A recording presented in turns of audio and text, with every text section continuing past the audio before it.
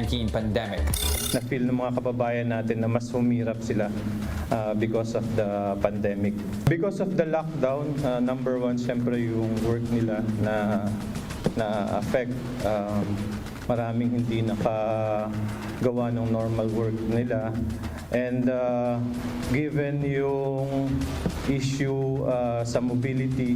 Socio-Economic Planning Secretary Barisacan is confident that the administration can reduce inequality between the so-called super rich and those from the lower to middle income groups. The 8-point socio-economic agenda and the upcoming Philippine Development Plan, PDP 2023-2028, is intended to address the issues like that, and that is to accelerate poverty reduction, the economic opportunities will not only for the upper income groups, but even more importantly for the lower and middle income group. Inequality will be reduced. Barisacan said this in reaction to the World Bank report, which showed that poverty rate in the country went down to 16.7% in 2018 from 49.2% in 1985. President Marcos sees a moderately prosperous Philippines in 18 years, but there are indicators putting a damper on this aspiration. One is a recent World Bank report that says we have one of the widest wealth gaps in East Asia. Challenge now, closing that gap and moving closer to upper middle income status. Can this be done? We discuss in this episode of The Chiefs.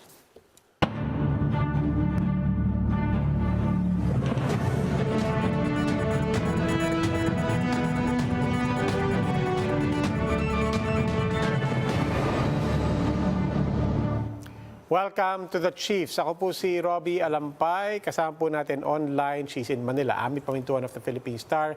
And kasama natin dito sa studio, Ed Lingao of One News. Chiefs, happy Friday! Happy weekend. Anong balita, Bok?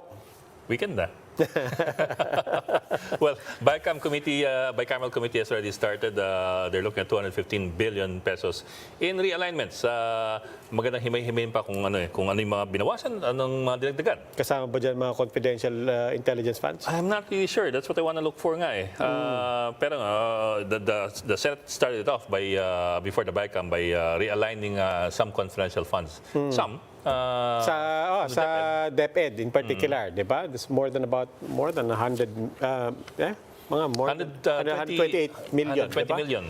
Leaving only 30 million in confidential funds for DepEd. Ami, ano pang headline natin bukas? Puro mga human remains, yung sa Bilibid, 60 finally buried. At sa DOJ naman, yung mga nahukay na remains ng 4 na tao, wag muna daw gagalawin. Kaya suspended yung construction ng library.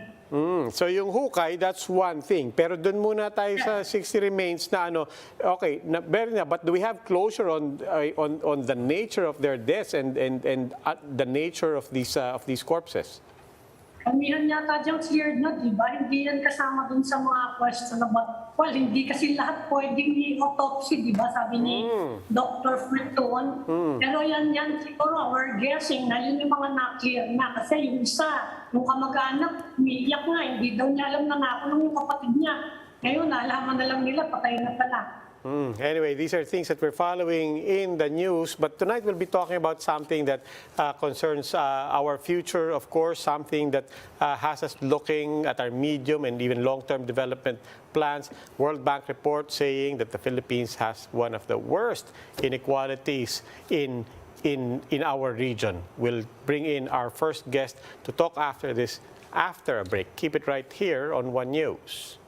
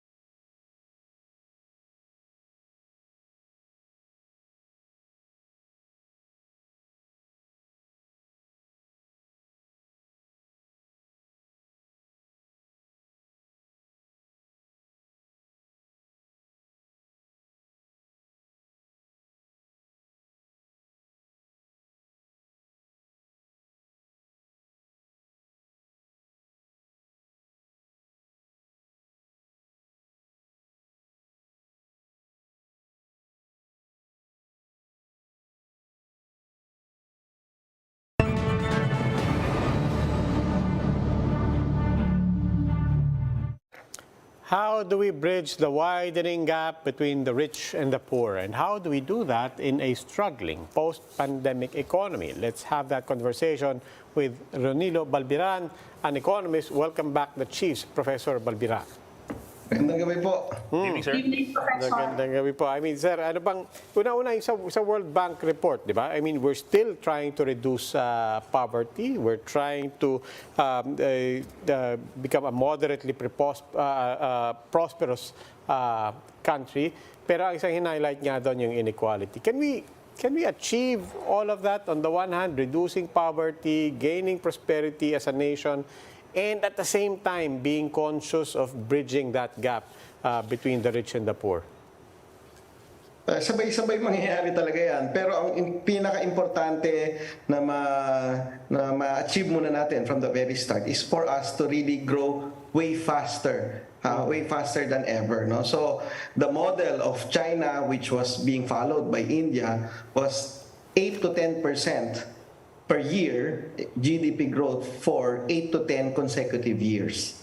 And in the Philippines, we have not achieved that. No? So if ever we have hopes of eliminating or significantly reducing our poverty incidence, our inequality, our GDP growth must go to that particular fast level, no? 8 to 10% per year for 8 to 10 consecutive years. No, pero binanggit nga rin ng World Bank report, 1% of the Philippines accounting for what? 17% of our GDP. Hindi po ba nakakatakot din? I mean, and I want to ask, doon sa experience ng China and India, their rapid growth, what happened doon sa mga nasa laylayan, as it were? Were they able to keep up? Were they actually able to close the gap?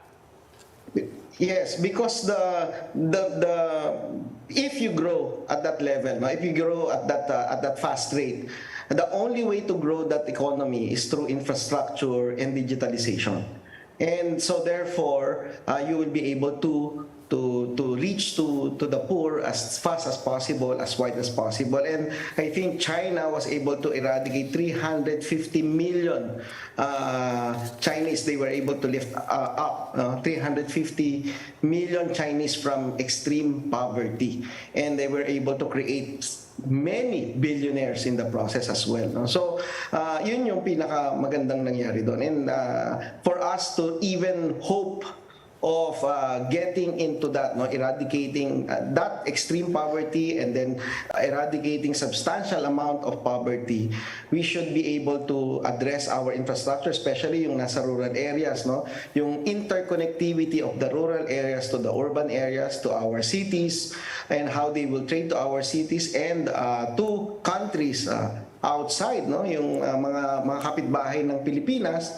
And that's the only pathway for us to actually eradicate poverty and address inequality. Pero Just like what China did and India was about to accomplish, na inabutan lang sila ng COVID. But I think they're on their way back in that particular roadmap.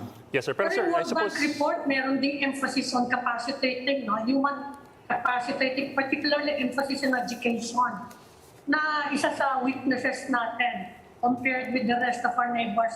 Napakatagal na itong setup natin dito na yung elite lang, napakaliit na percent of the population control everything, power, Yes. and political power and wealth. So, sa tingin mo, kaya ba natin yun? Considering the problems besetting our education system. My only hope, Ma'am Ami, no? So my only hope, hope springs eternal. My only hope is that this particular impact of COVID, which led us to digitalization, which forced us into digitalization, will bring us faster internet, all the way to the rural areas, and therefore the educational materials in the internet through YouTube and other media will be able to complement the things that we learn from the classroom. And therefore, that should be able to assist, augment our lack or our slow speed in terms of building up our human capital, especially what was mentioned in the report, yung child human capital. Actually, nabanggit din nga yung pandemic, na setback napakalaking setback nga daw sa atin yung mga lockdowns in schools. Yes, At ang yes. daming naiwanan, lalo tayong nahirapan ngayon sa public education. And we need to catch up. So, kaya ba natin? Yan ang panahon dyan. Yeah, kaya Ma'am Ami, parang kung kumbaga sa venom anti-venom, no, kung ang etong COVID ang sumalanta ng ating human capital, sana yung COVID din ang nagbigay ng enough pressures to our government to actually increase our ICT infrastructure, pabilisin yung internet, papasukin na minention ng ating mahal na Pangulo yung public-private partnership, e-government, e-governance. So sana ito ay magsilbing aral sa ating lahat na magsama-sama tayo at papasukin yung talagang mga higanteng namumuhunan para talagang palakasin yung ating internet para rekta sa ating mga kabataan yung mga magaganda, yung mga dekalidad na mga instructional materials, yung mga napapanood ng mga anak natin dito sa YouTube at kung ano-anong mga educational applications na madadownload sa mga mumurahing tablet. So yan ay pwedeng mauna na habang inaayos ng ating Department of Education ang modernization, digitalization of education of the entire Philippine education system. Sir, I'd like to go back to growth, in particular equitable growth. If I recall correctly, almost all, if not all, post-Marcos administrations have bragged of their growth numbers, of course, except during times na may regional or international crisis. Pero otherwise, parating binabandera na we've grown this much, 6%, 5%, 7%. But ang parating what we will always hear is that hindi umaabot sa amin. Of the poorest of the poor. That's the common complaint. Parang the last 36 years have been wasted, sabi nga nila, dahil hindi nag-develop yung mga tao sa ibaba. So it boils down to that din eh. Is it possible, in other words, is it possible that we could have growth but only significant growth for those who are already earning a lot and not significant growth for those who are in the bottom rung? Well, mahirap sagutin. Pero mahirap sagutin yung tanong mo, sir. Pero dalawang items na gusto ko emphasize. Number one, in the last 70 years of the Philippine economy, we have not grown consecutively for 8 to 10 years. A GDP growth of more than 8%. No? So, whatever that was being bragged about, nasa 6 to 7% tayo. So, and that's actually, it helped a lot, no? That 6 to 7% growth helped a lot in terms of reducing our poverty. But if we really want to really have a jump start, no, a significant cut in our poverty, so we have to grow way faster than that, no. So now, on your second point on saan tayo talagang yung parang strategic focus in terms of immediately addressing inequality. So the signs are everywhere, no. So ang pinapakita sa atin is yung nag-grow na lahat, nag-recover na lahat except the agriculture sector. Imagine our tourism sector for 2020, for the first 3 quarters of this year, no, nagmo-more than 24-25% na ang tourism sector. Nagmo-more than 27% na ang transport and logistics, ang mga other services, concerts, kasal, binyag, libing, more than 30%. Ang e-commerce 23% and more, pero si agriculture is still at 0.2 to 2%. So, and considering that agriculture employs almost a third of our labor force, and more than half of our poverty is in agriculture.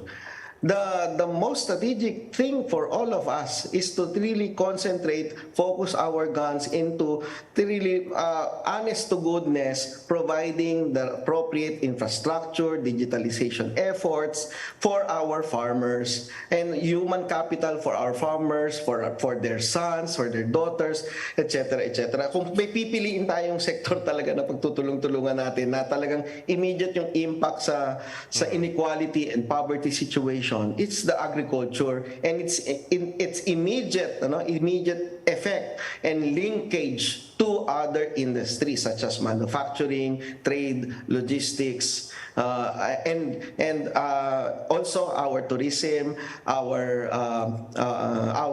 public events, recreation, culture, dikit-dikit po yan. Pero lahat ng yan, yumayaman na lahat, except Yes, sir. ang main source nilang lahat, agriculture, hindi po nagkakaroon ng kahit na anong growth. Yes, sir. That's an interesting point kasi there are those who are very critical of what they call trickle-down economics. Yung you let the other big sectors develop like manufacturing, industry, etc., etc., and hope that the development trickles down to those who are not earning enough. In this particular case, you're saying agriculture should get talagang a much bigger share of the development. Yes, kasi yung trickle-down effect, matagal nang napatunayan na hindi nagwo-work yan. No? So that's why ang ano ngayon is the binding constraint theory. No? So yun yung parang pinakang sinusubscribe niya. Even I think the World Bank subscribed to that particular theory, no? The binding constraint theory. Ano yung talagang binding constraint natin? Ano yung pinakang imbudo ng development ng isang bansa, no? So ite-trace mo 'yon. Ano ba yung mga imbudo na 'yon? Ang isang pinakamalaking imbudo sa atin is yung productivity of our farmers, no? Because of wrong policies, wrong implementation of policies for agriculture na nagdidikit-dikit, no? Many are saying na hey, agriculture hayaan mo na yan, prof, kasi 9% na lang yung agriculture. But actually, kung susumahin mo lahat ng agribusiness related, we're almost more than 50% of our economy is agribusiness related. Yeah. No? So kapag nag-increase ang productivity ng farmers, dikit-dikit po yan, more than 50% of our economy, may chance na mas yumaman. But Prof, siguro isang tanong ng mga tao is because when you say, kailangan 8 to 10% for 8 to 10 years straight, your model obviously is China and India. It's one thing to compare ourselves to two countries with 1 billion people, and let's face it, we're also fueled by the sheer size of the economy, if not for that matter, the implications for wages in such a massive population, diba? That was built also on the backs of very, very low wages for a long time. In any case, some people might say that doesn't apply to us, and they will also ask, other than growing the pie and other than growing the pie at that clip, because other countries will say actually 5, 6, 7% is not bad. Some countries are happy with 2, 3, 4%. Some countries, when they grow at 5%, 6%, are already stars, as some economists have said. So other than growing the pie, are there structural things that we can still do nonetheless to address not necessarily growth, but just isolating the question of closing the gap between rich and poor? Are there things that can be done isolating that particular question and concern without necessarily the overwhelming growth and rate of growth that ideally, of course, that we could have? Well, again, with the risk of going back to my previous point, but let's move on. No? It's investments. No? So the whole report of World Bank is all about capital. So, and it talks about human capital, but you cannot develop human capital if you don't have the physical capital. No? So we don't have the appropriate roads, ports, airports, classrooms, internet facilities. So how can you address massively yung ating kakulangan sa human capital if we don't have the physical facilities, the internet facilities to actually jolt that particular process of addressing that human capital, no? And sabi nga nila, we will be delayed for what, 2 to 4 years because of what happened because of COVID. And so paano natin ma-overtake yung what we have lost because of the pandemic? So kailangan talaga ma-digitalize tayo. So if we are to isolate these kinds of problems, no? So there are two things, no? One is on the productivity the productivity of the farmers, which houses agriculture houses a large part of our poor Filipinos. And then number two, yung sinabi doon, yung child human capital, we really have to address our internet infrastructure. And then of course thirdly is yung physical infrastructure, because we still have to move, no? So because sabi nga, 'di ba, the civilization is constituted by reasoned conversation. So we cannot just be, doing our reasoned conversation over the phone, over Zoom, over etc. We really need to physically interact with our neighbors, with our friends, so that our intellectual capacity keeps on increasing and increasing. So that's how we overtake our lack of human capital to address inequality. So kung i-isolate natin yung tatlo na yon, productivity of farmers, internet infra, and actually physical infra, so that we can have physical interconnectivity among people, our goods, our services, our activities, human activities, social activities, government and private sector businesses activities. Those are the things that will really jumpstart our economic development, so that it will produce more opportunities, especially to the weak, to the vulnerable, and to the marginalized. So that's our better hope. That is our faster hope of eradicating that particular poverty and inequality. Pero, Actually, you're stressing the importance of boosting agricultural productivity. Pero nakikita niyo ba yun? Is the government moving in that direction? Kasi sa ngayon, even the producers who are not marginalized, sabi nila, basta daw nagka-problema sa agriculture, ang go-to response ng gobyerno over the past year, sana, to be fair, hindi lang ngayon, eh mag-import na lang daw na mag-import. Wala daw yung structural reforms, wala yung investment to actually boost domestic production. What can you say about that? Yung mga nagsasabi noon would have their valid reasons, no? But me, in my interactions with the government, I think towards the end of this year or early next year, so there will be an event, an interagency event of the government, really announcing what has been done for the last 6 months in relation to agriculture, agribusiness, and transport and logistics, helping agribusiness. And what will be the plans for the next 3 years in terms of addressing food security and the high cost of transport and logistics costs, especially for agriculture. So meron naman po, ngayon lang talagang malalim yung sugat ng ating agriculture, na combination na po ng iba't ibang mishaps in terms of policies and policy implementation.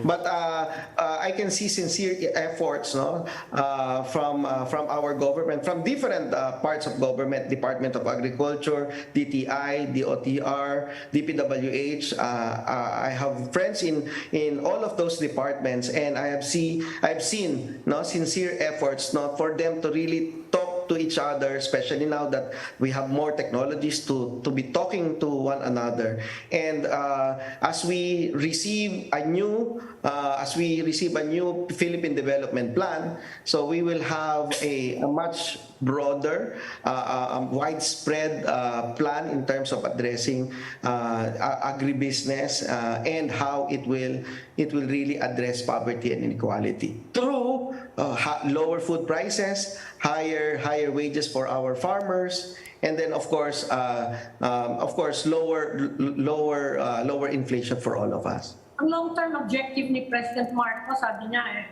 to turn the country into an upper middle income economy. Can you see this happening within this term? I think possible naman po mangyari yun, no? So kailangan lang again the model of China and India, no, and I would like to address this to Robbie as well, no. So it's not because China has 1 billion, but because across the world each country has to invest at least 5% of GDP to their infrastructure, and we have not done that. No? We almost did it in 2019, but then the pandemic came. No? So, but China, India, and in fact, our neighbor Vietnam is doing that, no? More than 5%. So, for us to hit that promise of our president, we should be investing at least 7% of our GDP in terms of infrastructure. Now, it's very challenging because of challenges in tax collection, but it can be done through a combination of massive government spending on infrastructure plus PPP. No? So if we invest at least 7%, si China siguro umabot siya ng 9 to 10% of its GDP to infrastructure. Wag na natin pangarapin yun. Hanggang 7%. 7% lang tayo after 2023. Usad lang ba tayo ng 2023? Kung 2024, may 7% tayo of GDP invested in infrastructure. All the way to 2028, it's very easy to imagine that situation. Pero sir, nasang ilang percent na tayo ngayon, sir? Infrastructure investment in compared to GDP? Papunta na ulit tayo sa 5, no? So sa 5%, and awa ng Diyos, may pera pa naman tayo. Okay. Professor Ronilo Balbiran. Sir, maraming salamat po. Thank you. Maraming salamat. Thank you, sir. And let's start up another conversation after this break. The Chiefs will be right back.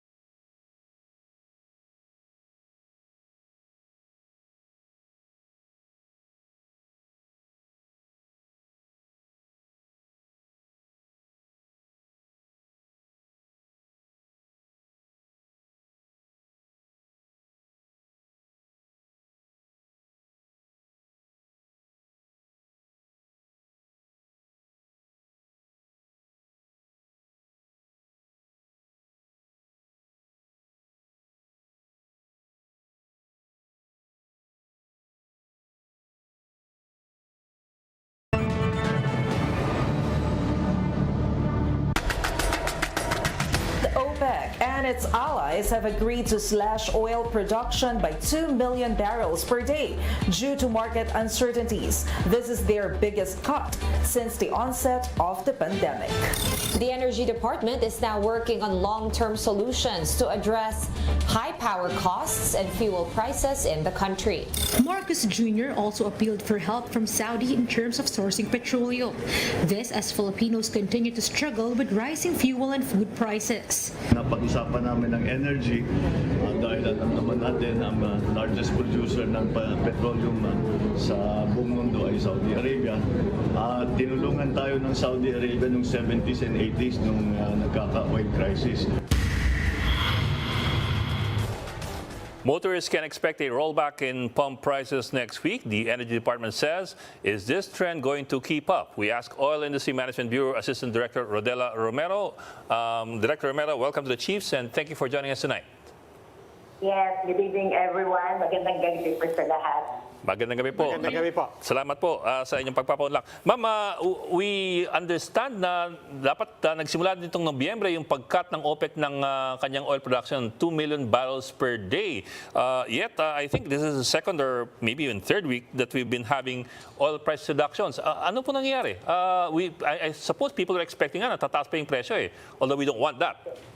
Yeah, that's true. It's a good news for this coming Tuesday that based on the 4-day trading for the MENA Flat Singapore, magkakaroon po ng rollback for gasoline, diesel, and kerosene. So all of the petroleum products will have a rollback this coming Tuesday. for the reason that nagkaroon ulit ng surge ang COVID infection across mainland China with cases of around 20,000 per day. Compared last week that there is a 20,000 cases per day of COVID in some of the key cities in China. But this time, it's the mainland China. And then the other reason, the U.S. bond industry data na nag-increase. It means that considering that the spend of fuel in the United States is increasing, so there's a local demand. So hindi masyadong nagamit yung kanilang mga stockpile. Plus the price cap for Russian crude. So po yung major reason why we are expecting some rollback this time. So, ma'am, is the trend going to continue well into December, or are we expecting to see a backlash anytime in the next few weeks? Yeah, we cannot say so because there are lingering factors that would contribute para tumaas, and there are also lingering factors that would contribute para bumaba. Like for instance, some of the reasons to increase the price is the OPEC production, as I mentioned earlier, and then a continued geopolitical conflict happening in Russia and Ukraine that responds in the prices of petroleum products. That matters pa rin po yun, existing pa rin naman yung sanction ng Iran at saka ng Venezuela. Plus the fact that there is a sort of decline in spare capacity as far as the OPEC member countries is concerned. So, po yung mga factors that would contribute sa increase ng petroleum products. But meron factors that would contribute para bumaba. So nga kung COVID policy ng China, plus the fact, ng interest ng mga central bank to combat the inflation problem. But definitely kung ano yung parang for those reasons, yun po ang magiging direction na ating presyohan. So we can say, historically, kapag ganitong time na malamig, some of the petroleum products prepare because, like for instance, yung pong LPG, nagsaserve as heating fuel. Pero kung mukhang hindi po nagiging ganun ngayon because of those factors in the market. So, mag-aabang pa tayo. I suppose, medyo choppy ng konti. So, we'll try to have Director reconnect again so we can have better audio. Pero from what I was getting, wala pang kasiguruhan kung magpapatuloy ito into December. We don't know if this is actually a sustainable trend or one time big time lang na hopefully people can benefit while it's there. Kasi 3 piso. But anyway, so we'll try to get a better connection with Ma'am Romero. But in the meantime, ano pa ba yung mga There are other elements that we can ask her of. Among them, yung the proposal to buy from Russia oil. Kasi I understand that oil is cheaper in Russia because of nobody's buying that much oil from Russia right now. Mukhang nandito na ulit si... Kaya mukhang haharangin yan siyempre ng mga mga against the invasion. Director Romero, can you hear us? Yeah, can you hear me? Yes, ma'am. Malinaw na po ba ako? I hope so. Sige po. Hopefully, better po. Okay, Sir Robbie. Okay. Ma'am, sige. Ami, you want? Robbie.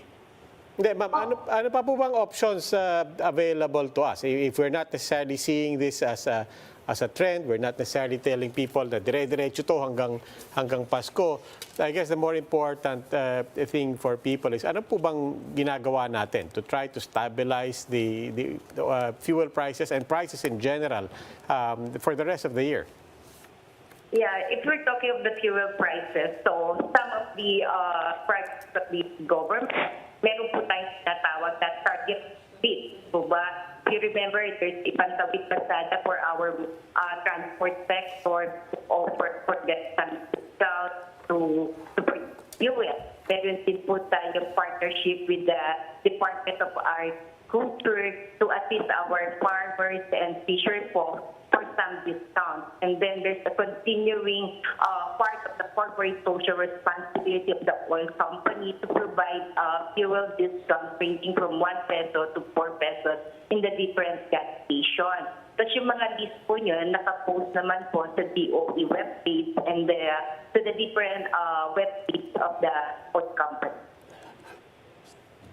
Director, kung minsan kapag naggaganyan ng OPEC, nag-intervene sa market ang US, nag-unload sila ng sarili nilang crude, no? Are you hearing reports about that possibility ngayon? Ma'am Ami, I can't hear you. Can you clarify it again? Kung minsan kapag nagka-cut ng drastic cut ng production ng OPEC, dahil nga medyo bumababa yung presyo, nag-i-intervene ng US sa market, they unload their crude oil. Are you hearing that possibility ngayon na nagbabalak ng ganyan ng OPEC?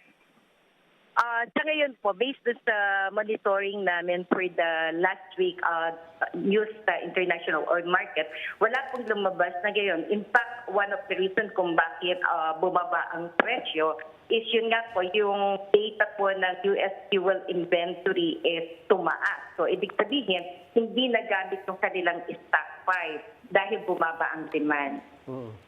Ma'am, balikan ko lang po isang nabanggit nga ni Ed, pinag-usapan natin, and nabanggit na rin ni President Marcos. Where is Russia now in our options, among our options for stabilizing our fuel supply?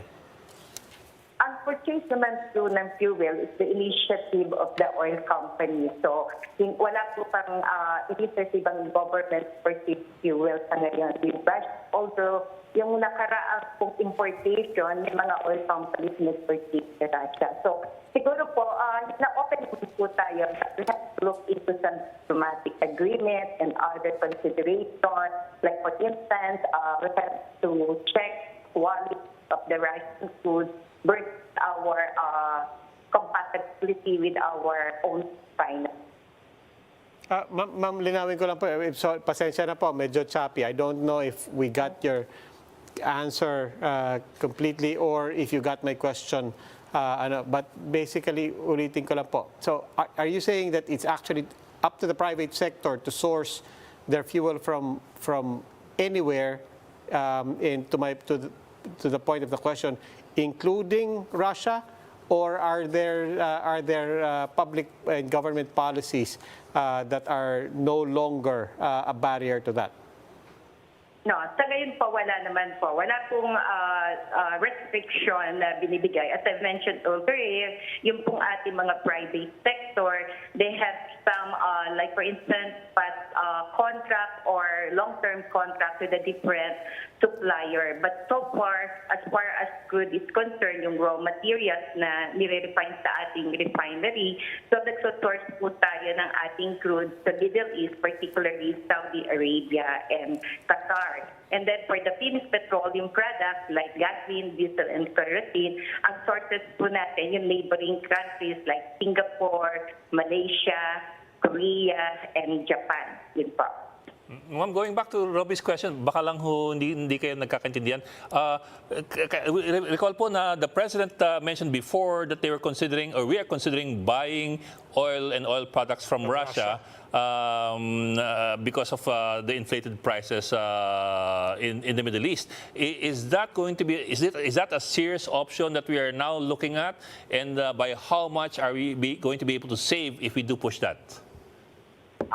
Wala pa po ako alam ng detalye yan, but I heard that the President has already mentioned that we have to consider buying Russia. Pero wala pa po kaming detalye kung paano po gagawin. But in the meantime, as I mentioned nga po, ang ating sources ng crude, the raw materials sa Middle East, and then for the petroleum products, dito po sa neighboring countries. Yes, Ma'am, linawin ko lang po, linawin ko lang po yan. So, as you said nga po, nabanggit nga po ito ng Pangulo, and as you said, wala pang linaw kung paano namin gagawin.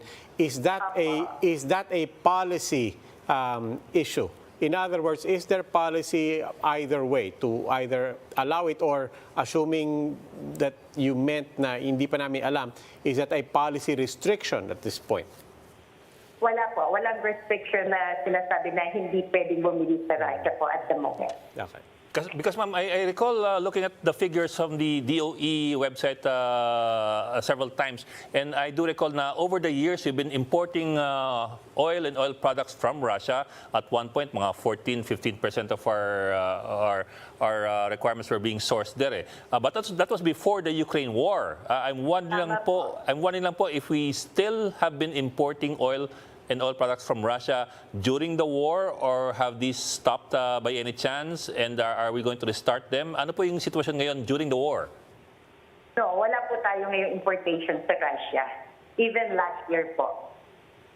Ma'am, is that a matter of policy, or is that a matter of market forces? Yeah, I think it's a matter of market force, considering that the private sector was the one who sourced for to buy petrol products. And Apart from sanctions, di ba? Isn't the government considering sanctions? Kapag dealing with Russia,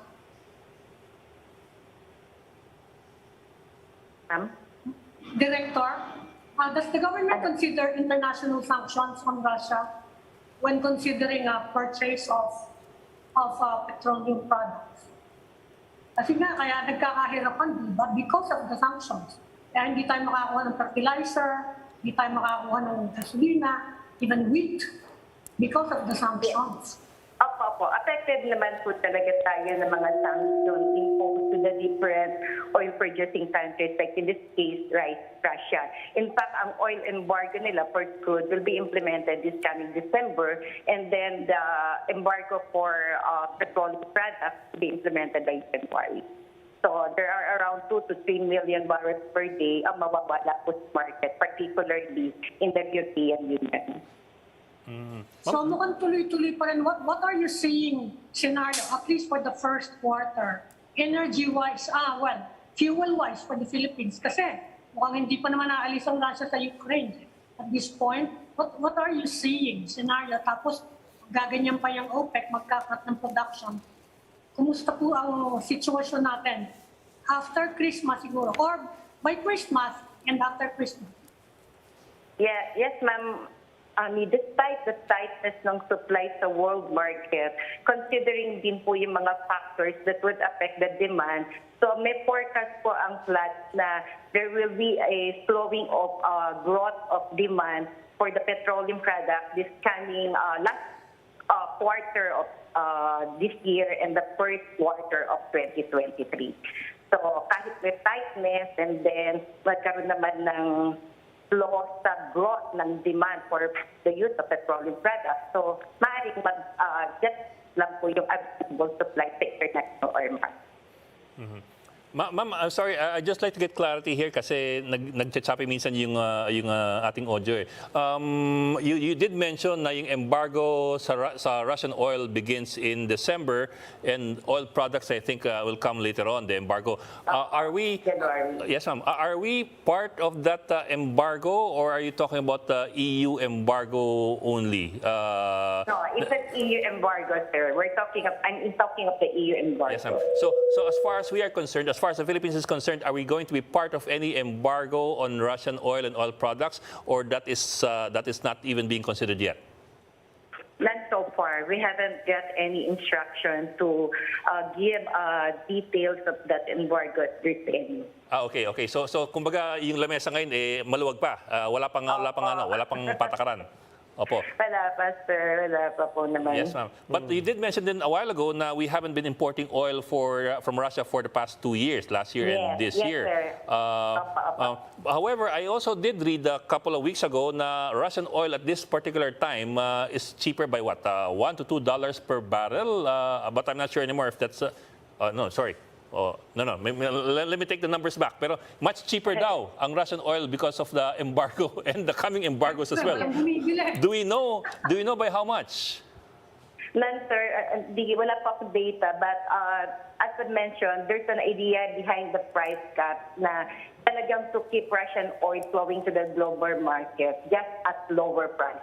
So wala naman po akong kung pagkano ang binaba ng Russian crude. Okay.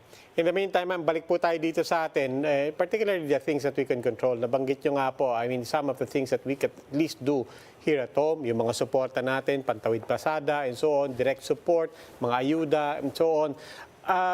Tanong ko lang po, ano po yung projection natin sa mga suportang yan, sa mga ayudang yan? Is it just projected for until the end of the year, through the Christmas season, or actually projecting that through how many months in the coming year?